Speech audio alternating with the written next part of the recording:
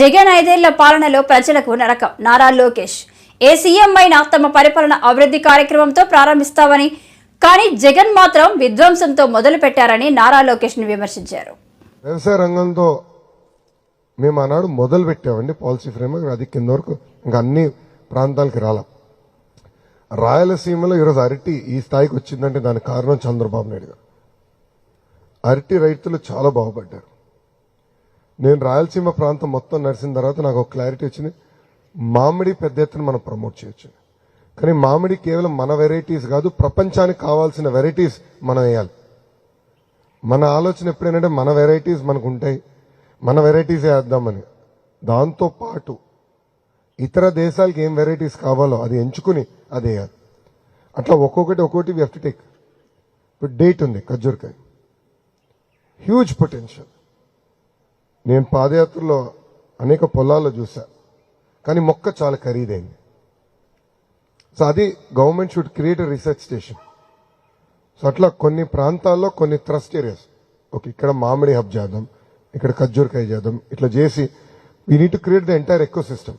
అంటే పరిశ్రమలు తీసుకురావాలి, ప్రైమరీ ప్రాసెసింగ్, రీసెర్చ్ స్టేషన్స్ తీసుకురావాలి, పీరియాడిక్ సాయిల్ టెస్టింగ్ చేయించుకోవాలి, ఇరిగేషన్ పకడ్బందీగా చేయాలి. ఇదంతా ఇంక్లూజివ్ గా చేస్తేనే సక్సెస్ వస్తుంది. And that is something we want to do in agriculture. We have to do it very systematically, very inclusive. ఉభయ గోదావరి జిల్లాకు వచ్చి గల పామ్ ఆయిల్ ఇస్ బిగ్, కానీ పామ్ ఆయిల్ రైతులు కూడా ఒక సంక్షోభంలో ఉన్నారు ఈరోజు.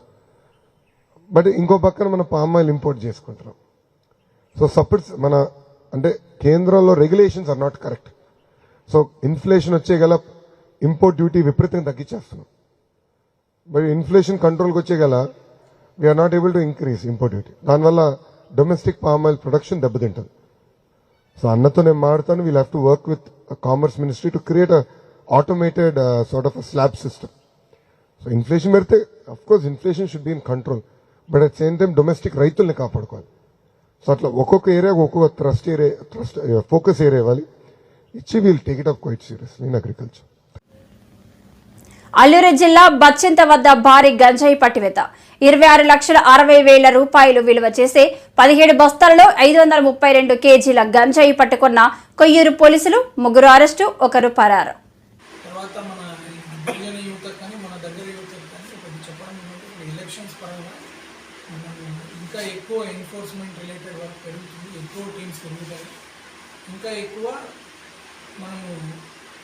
పోలీస్ ఫోర్స్ ఈ గాంజా గురించి దాని గురించి వెతుకుతారు. ఖచ్చితంగా పట్టుబడడం అయితే ఖచ్చితంగా జరుగుతుంది. మనకి ఇంతకుముందు మన ఏరియాలో చూసుకుంటే ఆపరేషన్ పరివర్తనలో భాగంగా ఈ గాంజా కల్టివేషన్ అనేది చాలా తగ్గింది.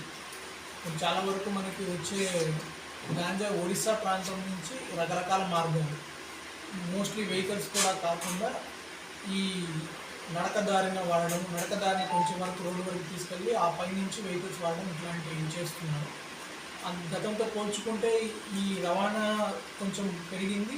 మన దగ్గర కల్టివేషన్ పోవడంతో ఇప్పుడు ఒడిశాలో కల్టివేషన్ ఉండడం వల్ల ఒడిశా నుంచి సరుకు తీసుకురావడానికి పాత గంజా వ్యాపారులు వీళ్ళు ట్రై చేస్తున్నారు. ఈ గంజా వ్యాపారులు వీళ్ళకి డబ్బు ఆఫర్ చేయడము లోకల్ యువతతోటి ఆ గాంజా మీద సులభంగా డబ్బు వస్తుందని ఆశపడి మన ప్రాంత గిరిజనులు కూడా దానికి బానిస అవుతున్నారు. ఒక కొద్ది గొప్ప త్వరగా డబ్బు వస్తుందన్న కారణంతో ఇట్లాంటి వాటిల్లోకి వెళ్తే 6 నెలల కంటే తర్వాత 1 సంవత్సరం వరకు జైల్లో ఉండిపోవాల్సి వస్తుంది. కాబట్టి డబ్బు ఆశపడి ఈ యువత అనేవాళ్ళు ఈ గాంజాకి పైలట్లుగా వెళ్ళడము, గంజా తరలించడము పార్టిసిపేట్ చేయొద్దు. ఇలా పార్టిసిపేట్ చేసిన తర్వాత మీరు ఖచ్చితంగా జైలుకి వెళ్తారు. మీరు ఒక 10,000 సంపాదిస్తే 1,00,000 పోగొట్టుకుంటారు. కాబట్టి ఈ ఎలక్షన్స్ కూడా దృష్టిలో పెట్టుకొని ఇంకా ఎక్కువ దాడులు జరుగుతాయి. కాబట్టి దయచేసి ఈ గాంజాకి మన లోకల్ యువత దూరంగా ఉండాలి అని చెప్పి మనం విజ్ఞప్తి చేస్తున్నాము. అదే ఒక మంచి ఎన్డీపీఎస్ గ్యాంగ్ని పట్టుకోవడం జరిగింది. వీళ్ళతో పాటు ఒక 17 బస్తాలలో ఒక 532 కిలోలు గాంజా సీజ్ చేయడం జరిగింది. 532 కిలోలు. ఇది ఒక 26,60,000 వరకు మార్కెట్లో దీని వాల్యూ ఉండొచ్చు. 26,60,000. టోటల్ 4 అక్యూజ్ను ఐడెంటిఫై చేయడం జరిగింది. 4 అక్యూజ్లో కూడా ఒక ముగ్గురిని పట్టుకున్నారు, ఒకరు అబ్స్కాండింగ్ ఉన్నారు. వాళ్ళ పేరు డీటెయిల్స్ కూడా మీకు ప్రెస్ నోట్లు ఇస్తాను. వీళ్ళందరూ ఈ బచ్చింత గ్రామం దగ్గర ఈ ఒడిస్సా నేరేడుపల్లి అక్కడి నుంచి ఈ సరుకు కొనుగోలు చేసి మన పోలీసులు తరోగా వెహికల్ చెకింగ్స్ చేస్తున్నారు. మల్టిపుల్ ఏరియాస్లో వెహికల్ చెకింగ్ ఉంటుంది. ఈ వెహికల్స్ని కంప్లీట్గా వదిలేసి నడక దారిన గుర్రాల దారిన కొంత దూరం మోసుకోవచ్చు. ఈ బచిత్త గ్రామానికి చేర్చుకొని అక్కడ పొదల్లో కొన్ని దాచుకొని ఎవరెవరైతే అవసరం నిమిత్తం వాళ్ళ దగ్గరికి బయట నుంచి తమిళనాడు ఇంకా ఇతర ప్రాంతాల నుంచి వస్తారో వాళ్ళకి వీళ్ళు లూజ్గా అమ్మడం జరుగుతుంది. దీనికి సంబంధించిన సమాచారం మన సిఐ గారికి, ఎస్ఐ గారికి రావడంతో వాళ్ళు రైడ్ చేసి పట్టుకున్నారు. దీంట్లో ఆల్రెడీ ముగ్గురు మనకి అరెస్ట్ అవ్వడం జరిగింది. ఇంకా ఈ బచ్చింత అనే గ్రామం మనకి ఈ డౌనూరు పంచాయతీలో మన నర్సీపట్నం వీధికి బార్డర్లోకి వస్తుంది.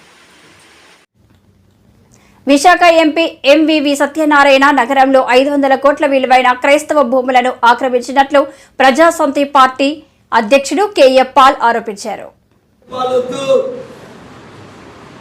కానీ మన విశాఖ సత్తా, మన ఆంధ్రుల సత్తా, మన తెలంగాణ సత్తా, మన 15 కోట్ల తెలుగు సత్తా, ఆంధ్రప్రదేశ్లో 6 కోట్లు, తెలంగాణలో 4 కోట్లు, ప్రపంచ దేశ విదేశాల్లో ఉన్న 5 కోట్లు, ఎన్టీ రామారావు సత్తా ఇందిరాగాంధీకి ఎలా చూపించారో 200 దేశాల్లో చూపించొచ్చారు. మన తెలుగు సత్తా ఈ గుజరాతీలకు చూపించాలంటే విశాఖపట్నంలో నన్ను ఎంపీగా గెలిపించుకోండి. ఆంధ్రప్రదేశ్లో మన ప్రజాశాంతి పార్టీని కనీసం 100 ఎమ్మెల్యేలను గెలిపించాలి. కనీసం లేదంటే కేజ్రీవాల్కి 32 ఇచ్చినట్టు ఆ 32 ఇవ్వండి. 175 ముద్రగడ పద్మనాభం రా అన్న పవన్తో కలుస్తానన్నాడు. అప్పుడే చెప్పారు, ఇంటికి వెళ్ళాను. ఇప్పుడు కనుక సత్యం చెప్తున్నాను, నేను పవన్తో కలుస్తానని. నేను పవన్ చంద్రబాబు బీజేపీతో లేదు సార్, మన కాపు బిడ్డ అమ్ముడు పోడిస్తారు అన్నాడు. ఆయనేమో పవనేమో ఎవరికి అమ్ముడు పోయారో మీకు తెలుసు, ముద్రగాడేమో ఎవరికమ్ముడు. ఇలా కాపు నాయకులు, ఇలా వీరులు శూరులు. ఒకడే ఒక వీరుడు, ఒకడే ఒక శూరుడు, ఒకడే ఒక రియల్ ప్రపంచ హీరో. మీకు హీరో కావాలా? యాక్టర్స్ కావాలా? ప్రపంచాన్ని ఒడికించినోడు కావాలా? 5 లక్షల కోట్లు దానం చేసినోడు కావాలా? కన్నీరు తుడిచేవాడు కావాలా? 700 కంపెనీలు తెచ్చినోడు కావాలా? విశాఖపట్నాన్ని బెస్ట్ సిటీ ఆఫ్ ద వరల్డ్గా చేసినోడు కావాలా? లేదా ఆ 2 కుల, ఆ 2 కుటుంబ పాలన కావాలి? ఇక్కడ భరత్ను పెడుతున్నారు ఆ టీడీపీ వాళ్ళు. ఆ తాత ఎంపీ కదండి. తమ్ముడు భరత్, నువ్వు నిలబడద్దు, నా పంచులు తట్టుకోలేవు, నేను స్టార్ట్ చేయలేదు. మీ తాతే ఏమి చేయలేకపోయాడు, నువ్వేం చేస్తావు ఇక్కడ? నువ్వు బాలకృష్ణ అల్లుడు వాడు. మొన్నటి వరకు బాలకృష్ణ కూడా తెలియదు, 2012-19 వరకు. మొన్న నేను ఫ్యూనరల్కి వెళ్తే ఎంతో గౌరవంగా విజయసాయిరెడ్డి బాలకృష్ణని రిసీవ్ చేసుకున్నా. మీ మీద నెగిటివ్ చెప్పను, కానీ నాకు ఈ ఒక్క అవకాశం ఇచ్చేసాయి. తమ్ముడు, నీకు రాజ్యసభ కావాలంటే అమిత్ షాతో చెప్పి నీకు ఇప్పిస్తా, 13 పార్టీలతో చెప్పి. నాకు వ్యతిరేకంగా నువ్వు పోటీ చేయొద్దు భరత్ తమ్ముడు. జేడీ లక్ష్మణారాయణ మాదిరిగా తీసుకో, మంచి రిటైర్డ్ ఐపీఎస్ ఆఫీసర్ గారిని మాదిరిగా తీసుకో. ఆయన ఎందుకు పోటీ చేయట్లేదు? ఏప్రిల్ 26 మీడియాలో మన ఫంక్షన్. ఎన్నికల సంఘం వైసీపీకి ఫ్యాన్ గుర్తు రద్దు చేసి గొడ్డలి గుర్తు కేటాయించాలి అని నాగుల్ మీరా అన్నారు. ఆయన మీడియాతో మాట్లాడుతూ వైసీపీకి ఫ్యాన్ గుర్తు రద్దు చేసి గొడ్డలి గుర్తు ఇవ్వాలి అని అన్నారు. చంద్రబాబు గారు ముఖ్యమంత్రి అయితే తప్ప మా చదువుకున్న బిడ్డలకు ఉద్యోగాలు వచ్చేటువంటి అవకాశం లేదు. ఈ 10 లక్షల కోట్ల అప్పు చేసిన ఈ రాష్ట్రాన్ని ముందుకు తీసుకెళ్లాలంటే అది చంద్రబాబు నాయుడు గారు తప్ప ఎవరికి సాధ్యం కాదు. ఈ రాష్ట్రం చంద్రబాబు నాయుడు గారు ముఖ్యమంత్రిగా ఉన్నప్పుడు ఈ దేశంలో 29 రాష్ట్రాలుంటే 5వ స్థానంలో ఉండేటువంటి నేపథ్యంలో ఈరోజు ఏ స్థానంలో ఉంది? ఏ స్థానంలో ముందుందంటే అరాచకాల్లో ముందుంది, హత్యల్లో ముందుంది, దౌర్జన్యాల్లో ముందుంది, దోపిడులో ముందుంది. నిర్దాక్షిణ్యంగా వాళ్ళకు ఎదురు మాట్లాడినటువంటి వ్యక్తుల్ని చంపటంలో ముందుంది.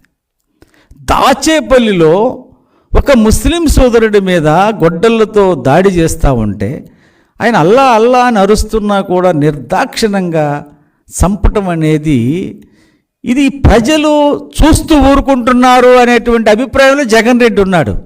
కానీ చూస్తున్నారు.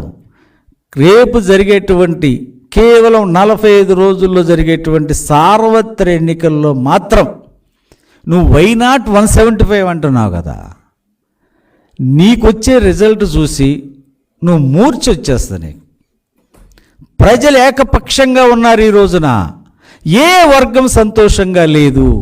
ముఖ్యంగా ఎస్సీ ఎస్టీ బీసీ మైనారిటీ బిడ్డలు మాత్రం చాలా కోపంగా ఉన్నారు. ఎంత కోపంగా ఉన్నారంటే, అయ్యా ఎప్పుడు అసలు ఎలక్షన్ డేట్ వస్తే ఎలక్షన్ రోజు ఓటేసి నేను చంద్రబాబు నాయుడు గారికి ఓటేశానని సంతోషపడటం సహజమైనటువంటి విషయం. ఎలక్షన్ డేట్ రాగానే సంతోషపడతా ఉన్నారు ఆంధ్ర రాష్ట్ర ప్రజలు. అమ్మయ్య జగన్ ముఖ్యమంత్రిగా తొలగిపోయాడు. ఈ రోజున నువ్వు ప్రభుత్వం డబ్బులతోటి నీకు 2 హెలికాప్టర్లు కావాలి, నువ్వు బయటికి రావాలంటే చెట్లు నరికేయాలి, జనం చూడకుండా పరదాలు కట్టాలనేటువంటి నేపథ్యంలో రాష్ట్ర చరిత్రలో ఏ ముఖ్యమంత్రి కూడా ఈ రకమైనటువంటి పద్ధతి వ్యవహరించలేదు. గతంలో 30 ఏళ్ళ నా రాజకీయ అనుభవంలో ఎంతోమంది ముఖ్యమంత్రులు మారారు. కానీ మా ఎస్సీ ఎస్టీ బీసీ మైనారిటీ బిడ్డలు దాదాపు 600 మందిని చంపినటువంటి ఏకైక ప్రభుత్వం ఈ వైసీపీ ప్రభుత్వమే. కాబట్టి నేను ఒక బలహీన వర్గాల బిడ్డగా నేను అందరిని అప్పీల్ చేస్తూ ఉన్నాను.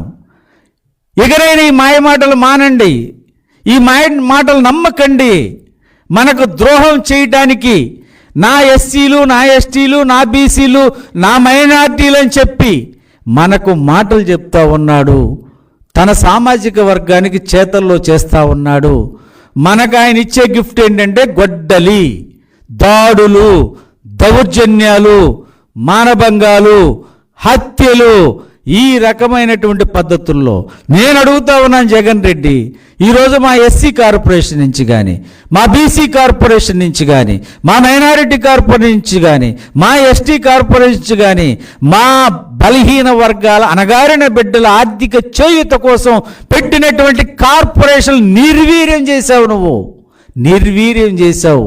మా బిడ్డలు సొంతంగా బ్రతకటానికి లేదు, మా కాళ్ళ మీద మేము బ్రతకటానికి లేదు.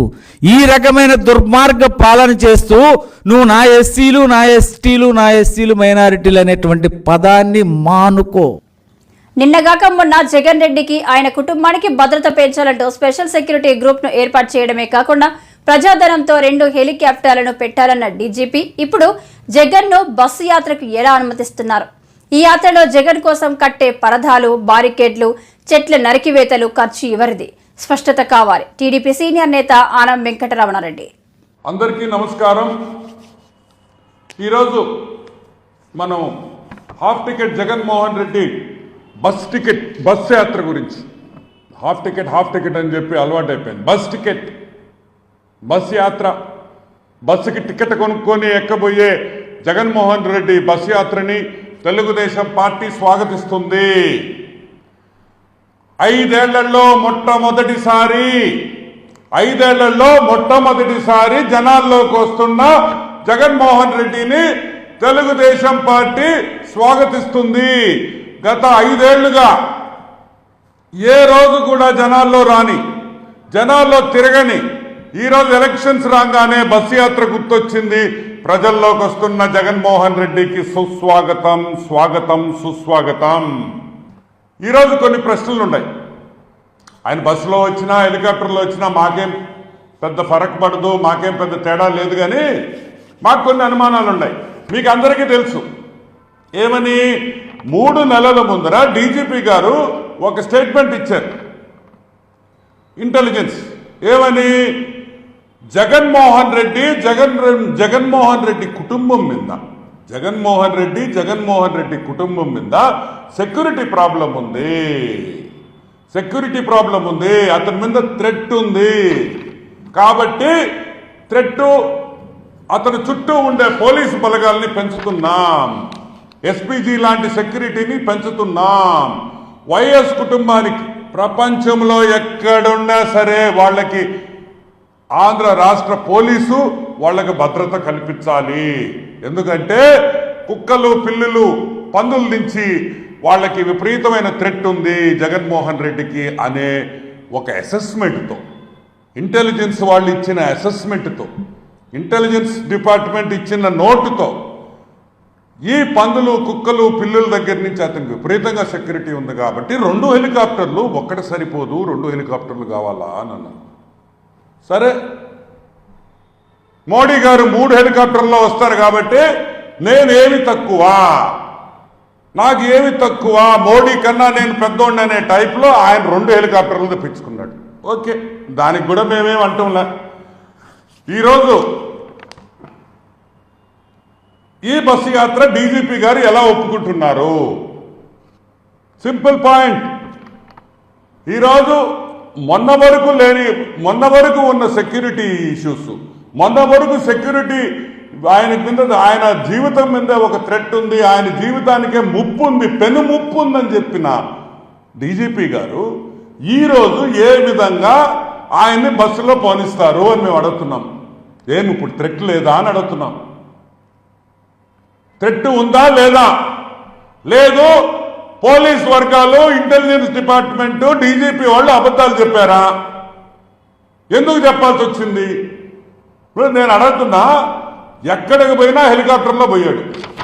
ఏ మీటింగ్కి, ఏ ఊరికి 5 కిలోమీటర్లు, 6 కిలోమీటర్లకు కూడా ఆయన ఏ రోజు కూడా వెహికల్ ఎక్కల. ఆయన హెలికాప్టర్లో పోయాడు, హెలికాప్టర్లో వచ్చాడు.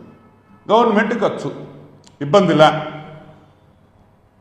ఈ హెలికాప్టర్ నుంచి మీటింగ్ దగ్గరికి పోయేదానికి బ్యారికేడ్లు కట్టారు, చెట్లు కొట్టేశారు, పరదాలు కట్టారు, ఎవరికి కనిపించకుండా, అంటే కుక్కలు, పిల్లులు రాకుండా పరదాలు గిరదాలు కట్టి తీసుకోపోయారు. ఈరోజు బస్సు యాత్రలో ఆయన చేయబోయే బస్సు యాత్ర ఆల్మోస్ట్ ఒక 2000, 1500, 2000 కిలోమీటర్లు ఉంటుంది. ఈ 2000 కిలోమీటర్లకి బ్యారికేడ్లు ఖర్చు ఎవరిది? మొత్తం బ్యారికేడ్లు కట్టాలా? ఎందుకంటే సెక్యూరిటీ ప్రాబ్లం, పరదాలు కట్టాలి. ఈ 2000 కిలోమీటర్లో ఒక్క చెట్టు కూడా ఉండకూడదు, ఎందుకంటే సెక్యూరిటీ ప్రాబ్లం. చెట్లన్నీ కొట్టియాలి. సో హైవేలో ఒక చెట్టు కూడా ఉండదు. ఆయన హైవే ఎక్కడ ఎక్కుతాడో అక్కడ చెట్టు ఉండదు. ఊర్లో ఎక్కడ పోతాడో, ఏ పల్లెకి పోతాడో, ఏ టౌన్కి పోతాడో అక్కడ ఒక చెట్టు ఉండకూడదు, బ్యారికేడ్లు కట్టాలి. ఈ ఖర్చు ఇప్పుడు ఎవరు భరిస్తారు? గవర్నమెంట్, ఏపీ గవర్నమెంట్ ఈ ఖర్చు భరిస్తుందా? వైసీపీ పార్టీ భరిస్తుందా అనే పాయింట్ క్లారిటీ ఇవ్వాలి. ఈ 2000 కిలోమీటర్ల ఖర్చు, బ్యారికేడ్ల నుంచి, పరదాల కాడి నుంచి ఆ చెట్లు కొట్టేయడం ఖర్చు ఎవరు భరిస్తారనేది క్లారిటీ ఇవ్వాలి. ఎలక్షన్ కమిషన్ కూడా దీని మీద క్లారిటీ ఇవ్వాలి. ఈ సెక్యూరిటీ ఇష్యూస్ మీద ఎవరు ఖర్చు పెడతారనే విషయము. అదే కాకుండా ఈరోజు పవన్ రాజకీయ అజ్ఞాని, పిఠాపురంలో గెలుపుపై పవన్ కళ్యాణ్ దింపుడు కళ్ళెం ఆశలు. నియోజకవర్గంలో సీఎం వైఎస్ జగన్ ప్రభుత్వం చేసిన అభివృద్ధి వల్ల అన్ని వర్గాల ప్రజల మద్దతు నాకే ఉంది. పిఠాపురం వైసీపీ ఎమ్మెల్యే అభ్యర్థి వంగా గీత.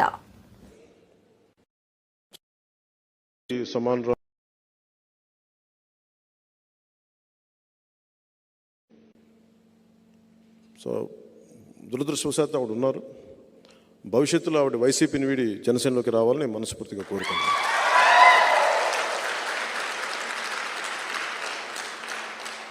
అలాగే కాకినాడ పార్లమెంటు కూడా మనదే.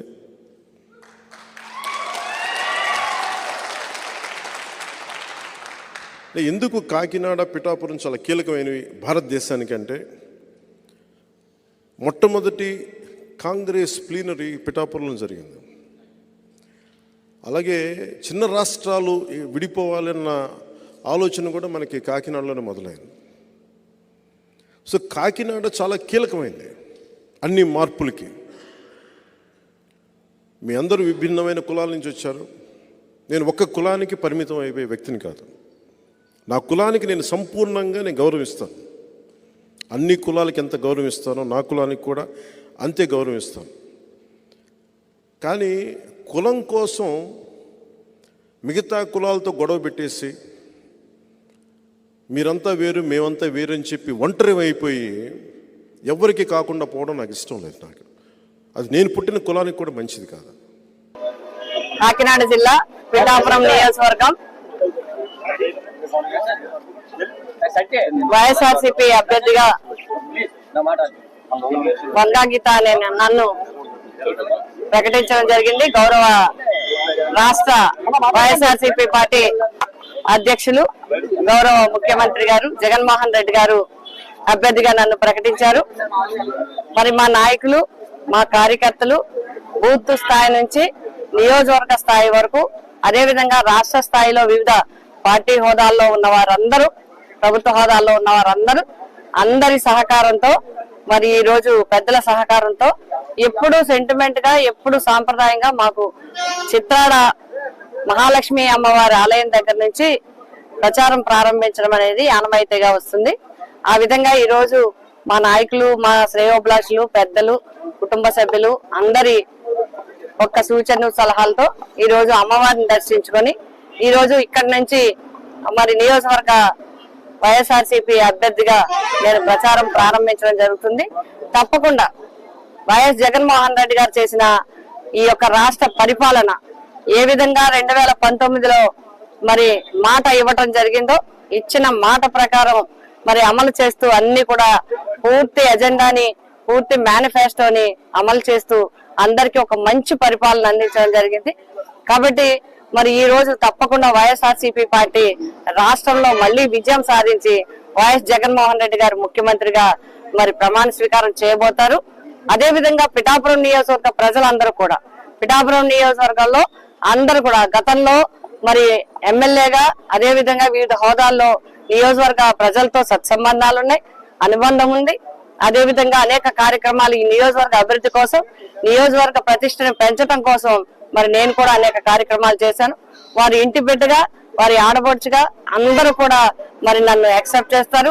కులాలకు అతీతంగా, మతాలకు అతీతంగా అందరూ కూడా నన్ను వారి యొక్క సొంత బిడ్డగా, సొంత మనిషిగా, ఒక కుటుంబ సభ్యురాలుగా నన్ను భావిస్తారు. కాబట్టి తప్పకుండా ఈ ఎన్నికల్లో నాకు విజయం చేకూర్చడానికి అందరూ కూడా సహకరిస్తారు. ప్రజా మద్దతుతో మరి వైఎస్ఆర్సీపీ పార్టీ విజయం సాధిస్తుంది, వంగా గీత కూడా విజయం సాధిస్తుంది. ఆ నమ్మకం మాకు ఉంది. మా కార్యకర్తలు, నాయకుల సహకారంతో మేము ముందుకు వెళ్తాం. ఆ మహాలక్ష్మి అమ్మ ఆశీర్వాదంతో మరి తప్పకుండా